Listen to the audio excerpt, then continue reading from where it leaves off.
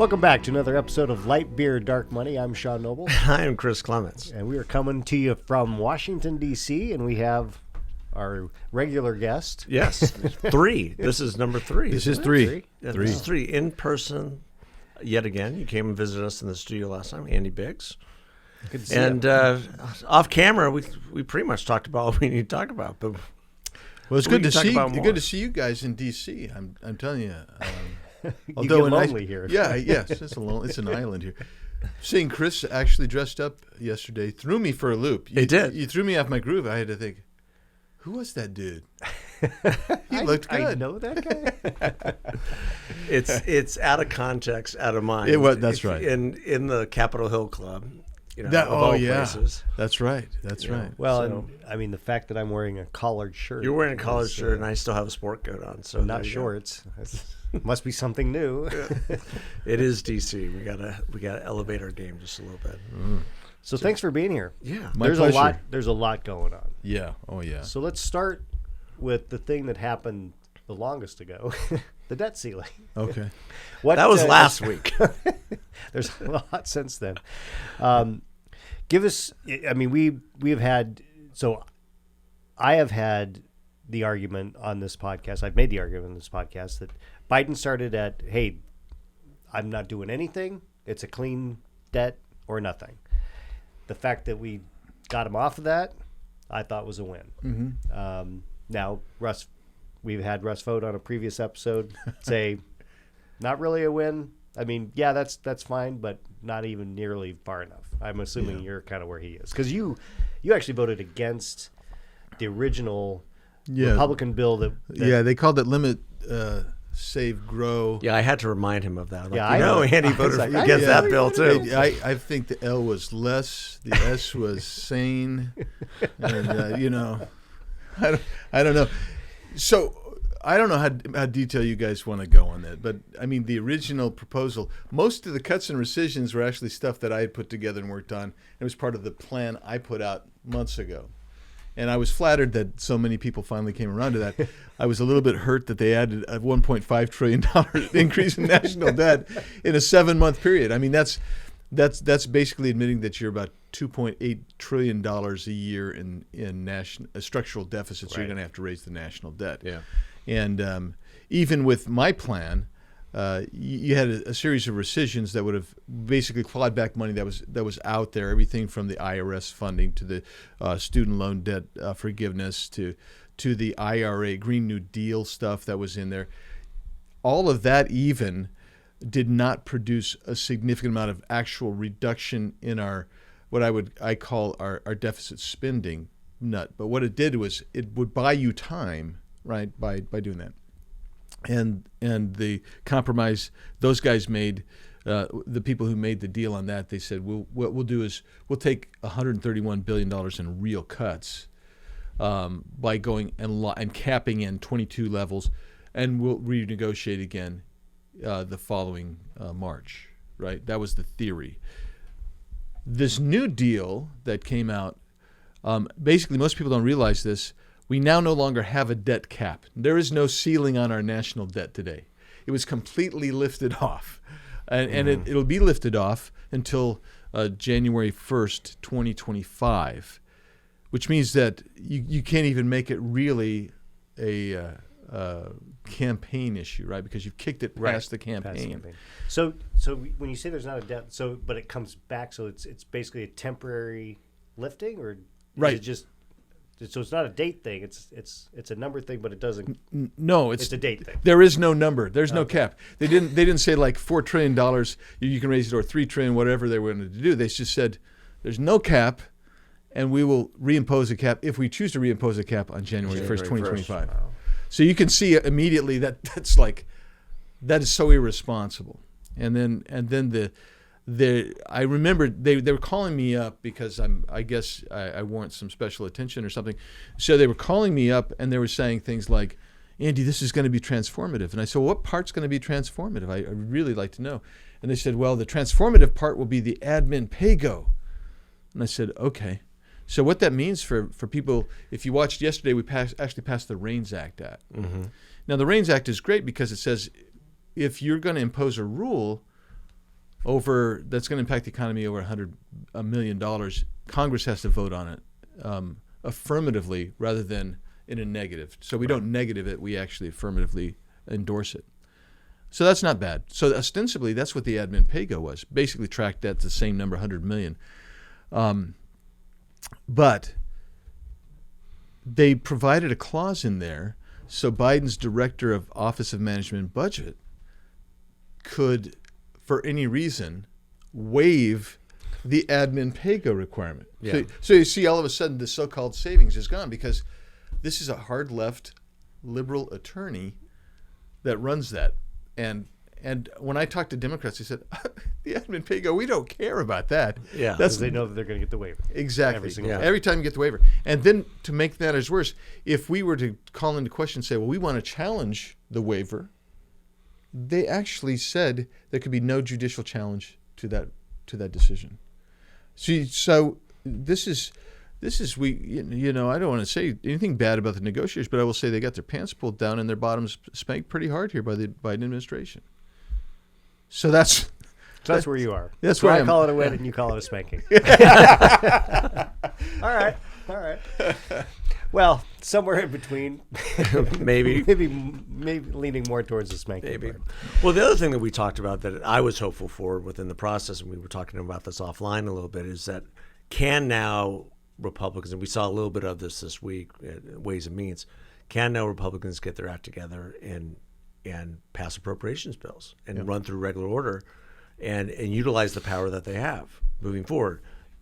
Your response to me earlier was perhaps not, but Well, to be fair, I think you're going to get a regular order 12 bill pass out of You do. the House. I do.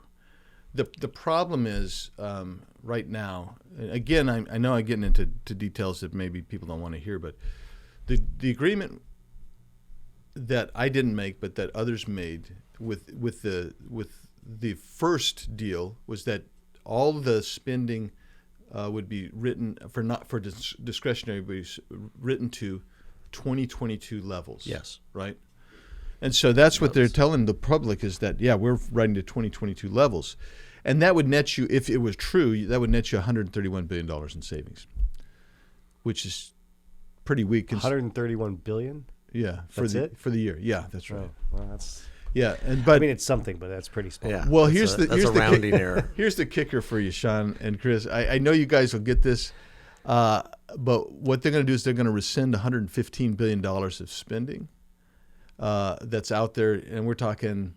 Now they're talking about actually clawing back the full IRS thing, which they didn't do, right? Yeah. So actually getting that back, and that's about 71, and then doing some COVID relief money, which is we basically frozen. It was at 29. 3 months ago it was about 150 to 170. But this administration started throwing it out as fast as we targeted that. Better spend it. Yeah. So what they're doing is they're taking.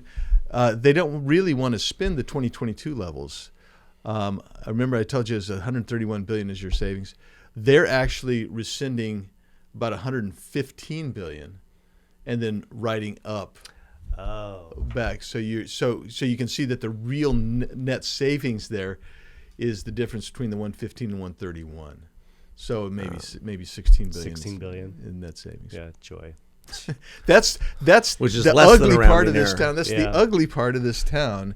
Is and then they're going to go out and say we wrote to 2022 levels, and we saved And money. they'll be technically Correct. Right, But not quite. right. And so I've been advocating if you're going to rescind 115, which I think is way below par because you should be rescinding all of the Green New Deal stuff, right? Yeah. If you did that, that's 300 billion more.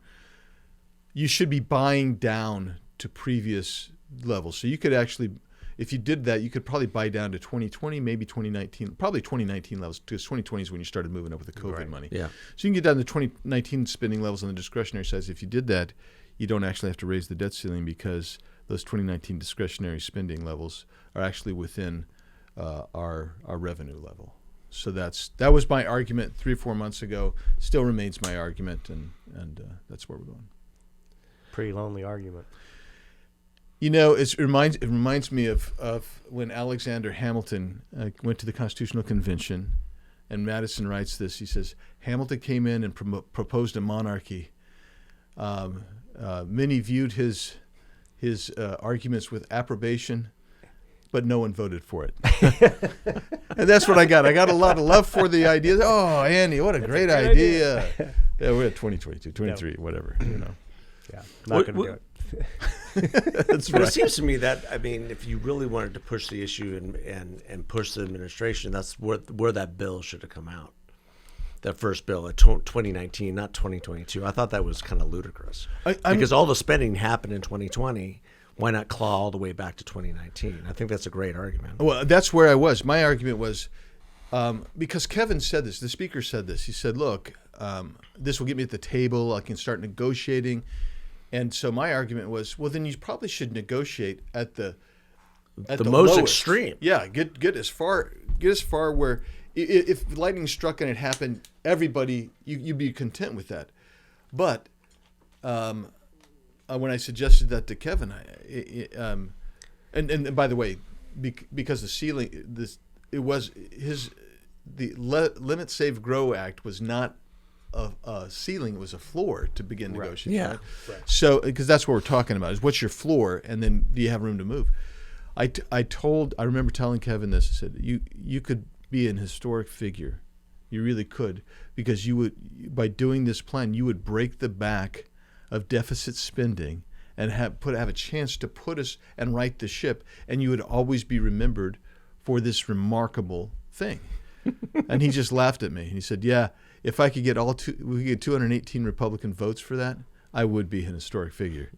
In other words, what he was saying is, we don't have enough Republicans who actually want to bring the spending back. And you know, Sean, when you work with John, and John would probably tell you the same thing, you just can't get enough people who really want to break that. Who really believe this stuff. Yeah. Who really Well, want to make that a is change. The problem is that we still have Republicans who are appropriators first and Right. Republicans second. Yeah. Oh, yeah. They're here to spend money. Yeah. Gonna be Yeah. If they we- don't get to spend money, they're not worth any. You know, that's how they derive their value. How much can I spend? right. And I don't. Versus how much can I claw back? Yeah, I don't understand that really. But I mean, on one hand, I understand it. It's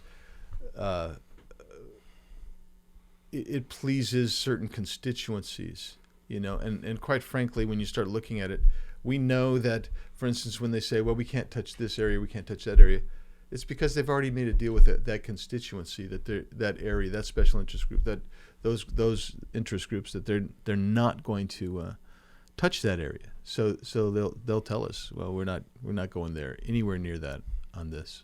Yeah. So, talk to us a little bit about the more recent development. Well, let's do the indictment let's do Trump. Yeah, we haven't talked about Trump today. Yeah, He's been noticeably absent from our yeah. discussions. Well, is he not in jail? No. No, He's not. No, he's not. Okay, so here's my take. You can disagree, which I'm sure you will. He belongs. No, I did. I don't understand why he was holding all this stuff and why he didn't just. Now, okay, let me back up. I don't care why he was holding it, but once he was asked, "Hey, this is classified stuff. You need to give it back." Why didn't you just give it back? Well, I think. Now, I'm not asking you to think for him, but you know. Yeah, I mean, Somebody should. I view it as I think in his mind, and by the way, I'm going to give you two reasons why I think he probably thought this. Number one, I think he probably thought, well, I could, when I was president, I could declassify everything. I can have all this stuff. I think that's probably one of the things that he thought. And to a certain extent, there's been cases that kind of indicate that. I mean, when Bill Clinton was caught, he was keeping classified documents in a sock drawer, right? I don't know if you remember this. Yeah. I do. Yeah. Well, the court basically came out and said, you know what? He was the president. He could have declassified this at any time. We're not going to, there's nothing there. Right. There's nothing there. So I think in a sense, there is some kind of at least logical support for that notion. The second thing is, I don't think it's been represented in the media quite accurately. There was a deposition done last week with an FBI agent with the Washington field office who was actually supposed to be in charge of what was going on, this investigation. Mm-hmm. And his testimony was pretty clearly, he said, first of all, I kept trying to get the leadership of the FBI to transfer us down to the Miami branch because it shouldn't have been run out of the headquarters. It should have been run out of the Miami branch. It was highly unusual to run it out of here. So it smacks of some kind of politicization. And then he said, and I don't know why we didn't keep with the process. We had a process in place. We were negotiating, and it was ongoing, and it seemed to be productive. Third thing, why in the world did we send WFO, our Washington field office agents, down to Mar-a-Lago to conduct this raid instead of just having the Miami field office go and meet their attorney there, which is normally what we would have done out of courtesy. So you have this whole set of things which indicated to me, like point number 2 is, why didn't they just continue on with the process that was in place? And so those are the 2 things why I think Trump thought there was a process in place. I mean, he has said that. But then just kind of this weird deal, getting on to what you were saying, that kind of just smacks of a politicization of this thing is, we got Hillary Clinton, and we've got who had no legal authority at all. She's a Secretary of State. Different. That's a very different position than the President of the United States. And she set up a software server at her home so she could work from home on classified documents. Yeah. Problem. And then she obstructed justice by destroying all the evidence. You had Joe Biden as vice president, and also with no legal authority. No legal authority, and as some legal analyst said on TV the other day, that's where I get all my legal analysis on TV. Said, look, he effectively stole it because he did not have authority to even take it out. Right. Yeah. And he has over 1,800 boxes, and they're stored not just one location, which at least had a security and gated community. They're all over the place. Yeah. Multiple locations. Sitting there next to Hunter's Corvette in the garage or whatever, so there is some kind of disparity going on here. Well, and is Jack Smith, is he also in charge of looking at Biden's documents? No. Mm-mm. Oh, he's not. No, is there a special prosecutor? There is, special but we've heard nothing. Yeah, a different person. And don't forget that when this story first broke, NARA and the FBI said, National Archives and Records said, and FBI said, just have your attorneys go look through this stuff, and if you see something that we should know about, send it back. That's a really different approach to the NARA bureaucrat basically asserting that Donald Trump was in violation of the Presidential Records Act. I mean, it's a very interesting thing. The other thing I would say, guys, is when you read the indictment, there was one count in there that it blows my mind, and that is the espionage count. I do not understand the predicate for the espionage count at all. I mean, and 37 counts. That's typically what we'd call an overcharge. So you get 37, bites at the apple. So. Yeah. Well, I think I thought it was as typical. They overcharge. Well, it's throwing everything at the wall, see what sticks. Right. Especially if and when it goes to trial. Which you're probably looking till. Well, it'll be after the election. After the election, because they're going to slow walk this. I think. I mean, they're saying the DOJ is kind of indicating that they would like to do it before the election. I'm hearing next spring, if they try the case, and I would just say it is really serious, in the sense that it will have this weird impact on the election. It really will, especially if you do it in the spring. And primary season. Yeah, and I think a lot of people think, because I've talked to a lot of people around here who say, it'll ultimately go away and all this stuff. I don't think so. I think these guys really want to put him in prison for the rest of his life. I really do. I don't doubt that. But I think I think that might be one of their motivations. I think the primary motivation, frankly, and this is just me guessing, is that they believe that Trump is the only person that Biden could possibly beat. That there's enough dislike for both that, okay, because Biden beat him in 2020, he's the only one that can actually beat him. That Trump is the only one that would lose to Biden, whereas any of the other Republican candidates would beat Biden. That's what I think they think. What I don't think that they're counting on is the fact that I don't think Biden's electable, no matter who's up against him. So they're doing this thinking that they are ensuring Trump, because I think they're doing this knowing that this will get him the nomination, because they know that the sympathy factor and the base will rally and that kind of thing. That the persecuting him, I use that word, not prosecuting, is the way to get him the nomination so that they can beat him in the general. But then the opposite could be true. The electorate could have their fill and say, you know what, maybe.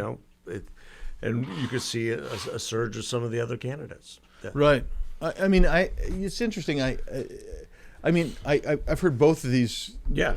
Believe me. I don't think anybody knows with really. this all going around right now. Yeah. But so the Biden deal is, I'm baffled that he might actually be the Democrats' nominee again. I don't know about you. You know what? I am with you. It's astounding. Because I don't think he's really alive. It's Weekend at Bernie's, but it's a 4-year term. No, it's a sad thing. You saw what happened at the Air Force Academy 2 weeks ago, and I think it gave Republicans and Democrats pause. Like this is very serious in terms of his physical acumen, his mental acumen. Yeah, he's just not there. And so the Weekend at Bernie's thing is it's humorous, it's funny, but this is actually somebody who has to be somewhat cognitive, and he seems to be declining at a rapid rate now. And I'll just tell you with the Durham report, what's come out with the Durham report. I think that's really real, and what we saw in the FD 1023, and which Chuck Grassley keeps talking about very, very openly. You're talking about the $5 million payoff to the every LLC on the face of the planet. Yeah, and the thing that was so interesting about that 1023 was that when this now been revealed by Grassley to be the oligarch, the Ukrainian oligarch who founded Burisma, when he starts talking about it, he talks about, I felt coerced by Biden. Mm-hmm. I had to put Hunter on so I could keep access with Biden. This is blatant. Blatant. And why did you need Biden? Well, I needed Biden because Shokin, who was investigating Burisma, was causing me problems because I wanted to raise capital in the U.S. I can't raise capital in the U.S. because I'm under investigation by Shokin. And the Democrats have always said, well, Shokin, they fired him because he wasn't investigating. He was investigating. Yeah. That we've known that actually for years. And then ultimately, when you get toward the end of that document, the guy says, well, we buried the payments, the transfer payments through, such a Byzantine labyrinth that it'll take him 10 years to find the link between me and Joe Biden. Well, it hasn't been 10 years. It was closer to 7. Right. But we are starting to unravel that. And it is $5 million to Hunter, $5 million to Joe. It is, and this is just from Ukraine. We haven't even talked about China or Romania yet. But as you look at that, it is absolutely consistent with what we've seen in the banking documents that we've had the access to and other classified documents we've had access to. At least 24 LLCs set up in the last 2 or 3 years of Biden's vice presidency. Yeah. Dozens of bank accounts, and all of these are one or two transaction events. So you got a bank account, and it's bringing money in, and Just taking money out. taking money out. And then shut it down. Yeah, shut it down. And so there's a reason that every time we turn around, we're getting more Hey, suspicious you activity sound to me reports. like the mob, like what we do in New York every day. Yeah, he's very comfortable with it. So, It's I the mean, Delaware way. yeah, the Delaware way. Yeah, Well, this But is, this I mean, is very, this very serious. Well, It it's is. explosive because I mean I think that if this is true, then the Biden presidency is over. It ends. right. I mean, it just Well, has to because that's just a. And certainly, if there's what Senator Grassley said the other day, there are 15 to 17 recordings. Yeah. There's been this lament that the national press covered the Trump indictment the other day, but didn't cover this revelation. But there's an easy way of turning the tables on that. Is if you have Joe Biden and this Ukrainian oligarch and Hunter Biden on a call together, then I don't think it's going to be that easy. you don't think it's going to be that easy? No, because I don't know that the. Well, one, somebody should put this guy on a suicide watch. Well, yeah, I don't know. Did he do any business with the Clintons? I don't think it matters. well, now. yeah. You're going to have to watch out for his safety. I mean, Yeah. that guy's the oligarch's safety. But I mean, there were a lot of oligarchs lately that have, W- Russian w- oligarchs that have in, turned in up the dead. Senate hearing the other day, was the deputy director was alluding to, basically, when you had several senators ask, why can't you just release this? Why can't you release it? It's not classified. And he basically was alluding to for the safety of the person in question. That's what we were told. That's why, so they said, this is a non-classified document. I said, then why do I have to read it in the SCIF? And then I take notes, and I'm walking out the door. I say, you got to give us the notes. I said, it's a non-classified document, and I said, we're not talking methods, or personnel. And I do believe that they're concerned about some of the people that have been willing to come forth as whistleblowers. I mean, we've had the FBI has not protected the whistleblowers that have come to us. There's been retaliation, and we have to investigate that too. I mean, that's the whole thing. You got the whistleblowers, then you have the retaliation on the whistleblowers, and that becomes its own investigation. And they've got us. It's pretty ingenious in a way. You really try to flood the zone. We see it on the border all the time, where they'll send the cartel will send 200 people to run across the border. I mean, I've actually seen this: 250 to 200 people run across the border. The border patrol comes down trying to take care of it. In the meanwhile, over here, you got the drug cartels coming across and stuff. It's kind of ingenious because the resources that we have are limited, and I would just say this to Chairman Comer's and Chairman Jordan's credit: they are staying focused. They're trying to stay focused, laser focused. Comer's done a really good job on staying focused on getting us more. We're going to get more bank records next week, or whatever. We're going to get this next week, and we're going to and we keep building up this case. And it seems like a long time. I know people say, "Oh my gosh, it's been 5 months." That's 4.5 to 5 months, and we've done more than the FBI did in 5 years. Yeah. And this administration is fighting us every inch of the way. They don't want anything released publicly. Everything they're trying to classify everything and prevent us from getting it out to the American people. Astounding, astounding stuff.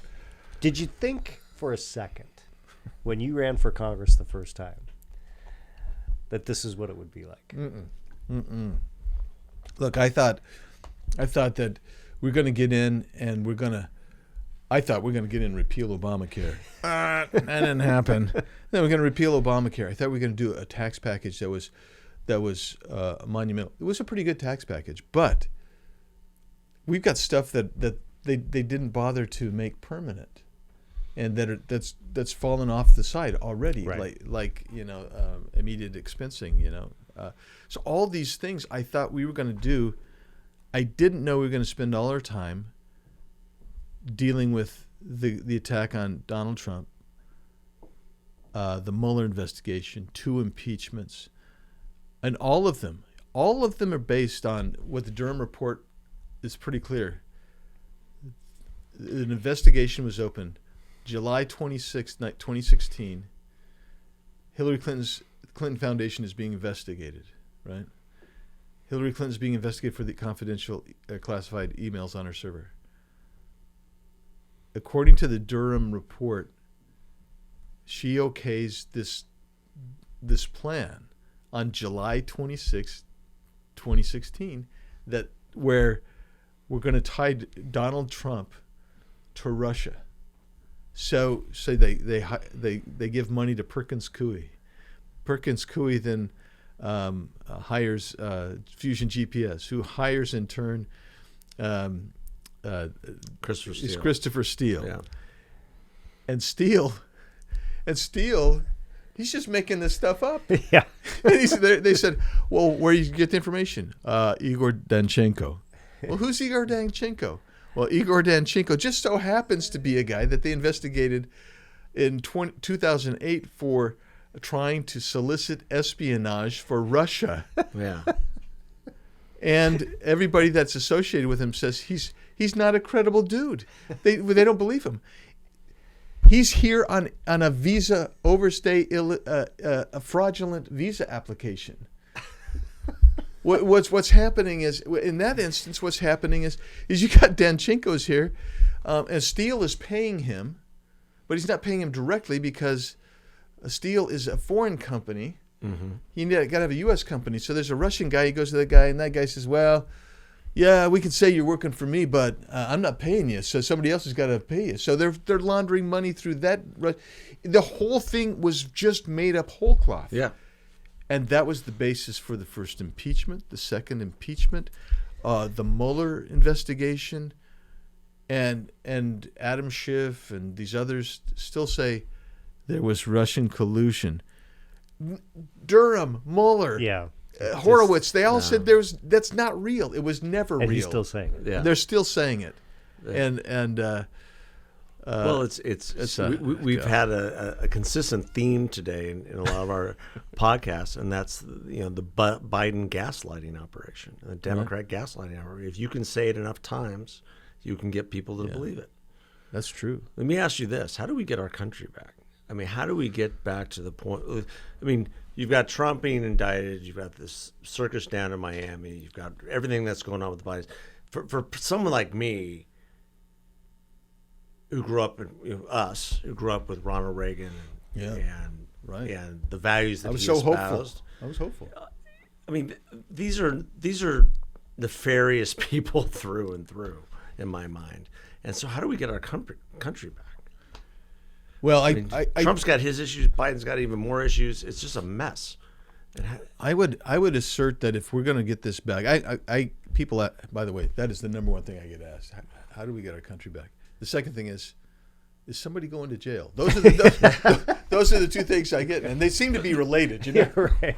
The sad thing is, because of the Pandora's box that the Justice Department has opened up with Donald Trump, everyone could go to jail at some point. Oh, that's right. I mean, so I think the last time we were together, I talked to you about the pendulum being way over to the left, and so somebody has got to go to jail to over here so you can move back to equilibrium. I still kind of believe that. But I would say that I tell people all the time, well, the first thing that we have to do is if we become a people of faith, if we trust in God and believe in God, I think miracles going to happen. But the second thing is, and then the people that I go talk with, that gives me some hope. Yeah. But the states have got to reassert their sovereign authority under the Constitution. And that's another thing, Sean and Chris, when we talked about that last deal, it did nothing to reposition power back to the states. That's a real problem for you. You got to do that. And we actually had a hearing yesterday about that. But the point is, if the states stand up and enough of them stand up, then the federal government has to cede the authority back. And as we do that, we shrink it. I mean, think about it. Who comes to the federal government asking for help? Everybody. Mm-hmm. Everybody. Why? Because they think all solutions are in D.C. What if you had 50 vibrant state capitals where people were down at the state capitol instead of here, and they were saying, look, I've got a problem. We got a problem here.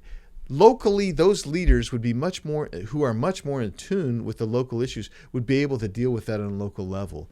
To me, that really is the answer. And just think if you had thousands of people participating in the cities and towns and the counties and the local jurisdictions, that's where the best government is. Having the government and the feds is a bad thing, and because we see it. Power arrogates power to itself. Yeah. And that's what's happened here. And the other thing, it allows corruption. It allows these power brokers at the FBI and right. DOJ to act with impunity. You know what they're talking about? And speaking of this is one of my issues, man. We've seen DOJ totally weaponized, not just on Donald Trump, but you could even on the J6 people. I mean, there are some people that did really bad, violent things. They should be prosecuted. But the disparate treatment, say you were in Portland and every night for 60 plus nights you were trying to burn down the building with people in it. We used to call that attempted murder and arson. Right. They didn't have the same experience that I'll give you the 70-year-old grandpa guy shows up. He's wandering around. He's no allegation he was violent. No allegation that he did any more than a technical trespass. The prosecutor in D.C. wants him to go to prison for 14 years. Wow. No criminal history. No criminal history. He had a technical. He trespassed. He should not have been there. In my day, when I used to see this, you would get maybe you'd get an unsupervised term of probation, and for a short period of time, and maybe a small fine, a couple $100. No more. We're going to because this guy says we're going to make an example, and who's he going to make an example of? Conservatives. Yeah. That's the problem. So I say what the founders intended was to disperse power out to the states, disperse and recognize that, and that's our best. That's the only way we get it back, I think. Yeah. Federalism. Good yes, old exactly. fashioned federalism. Congressman Biggs, thank you so much for taking the time. My pleasure. Great. And to see Sean, even when we disagree, we can be pleasant. We can be pleasant about it. Yeah. Yeah. Good. Well, thanks again, and thanks for listening, everybody. Have a good one. God bless. Take care. Thank you all.